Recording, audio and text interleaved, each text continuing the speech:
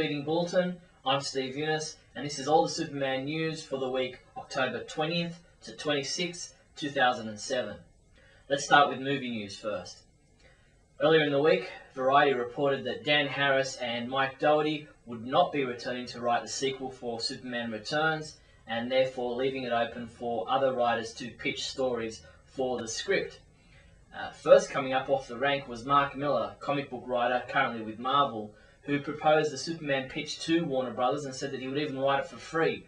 Unfortunately, that pitch was knocked back later in the week, mainly because Mark Millar is with Marvel and they didn't want all the hype and news to go connected with that script to be associated with Marvel, so bad luck for Mark Millar.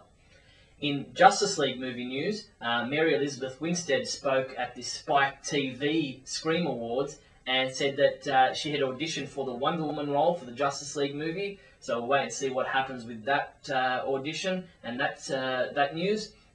An interesting one that came out of the UK saying that Rupert Evans was rumoured to have won the role for Superman in the Justice League movie, but that was later debunked. 30-year-old Evans is probably best known to comic book fans as John Myers in the 2004 Hellboy movie. So he was only 5'10", and a lot of fans were a bit distraught at that news, but thankfully that's not happening.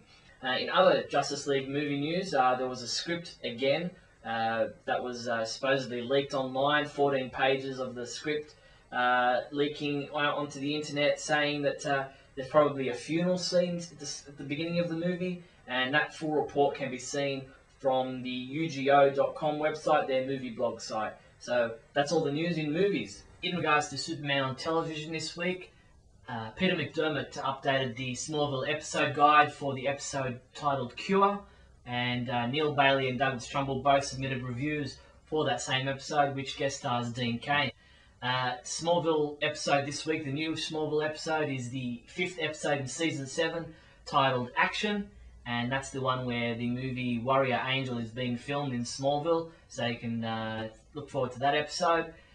The Super Friends TV series, more DVDs being released for that cartoon series. The Superpowers Team Galactic Guardians DVD is now available.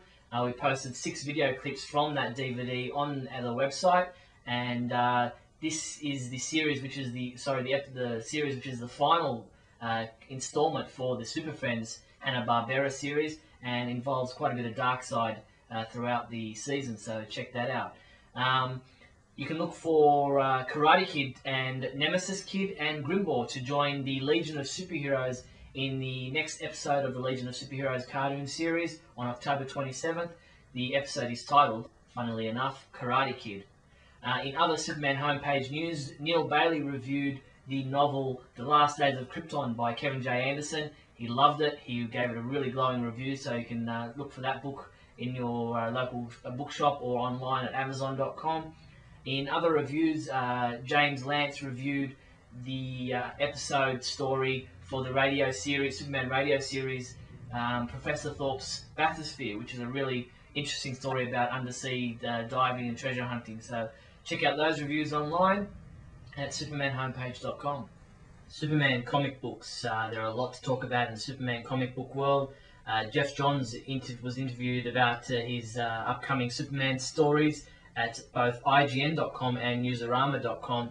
He discusses the big plans they have for 2008, Superman's 70th anniversary, and reveals that he and Gary Frank are on the comics for the long haul. So check out those interviews.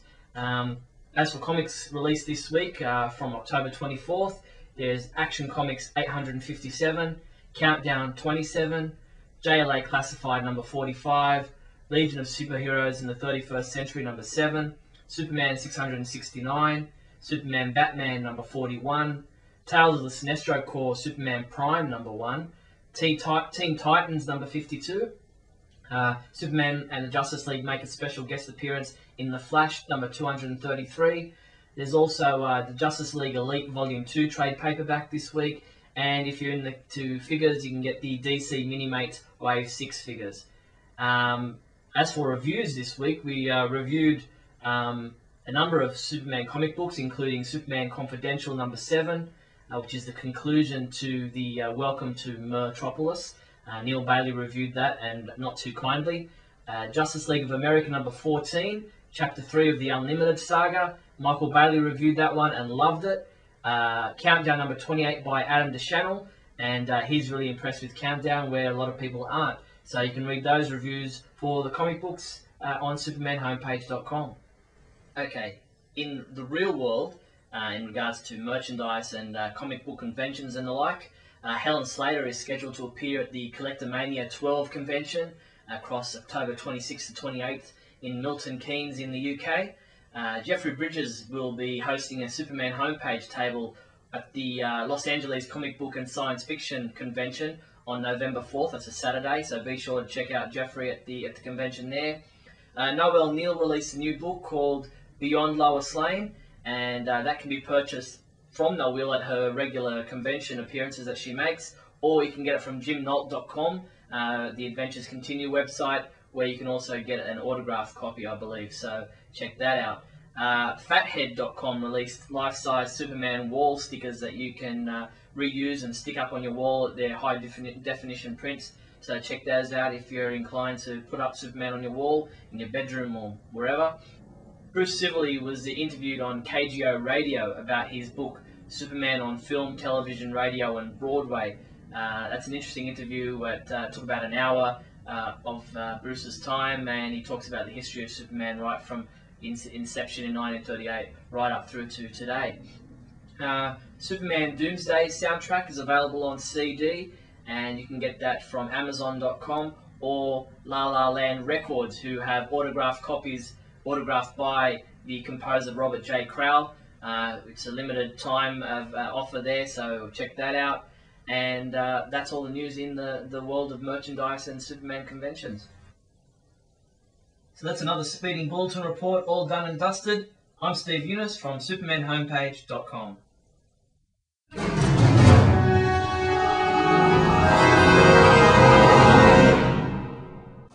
Hey, welcome to the Bailey Planet Rant for October 25th, 2007.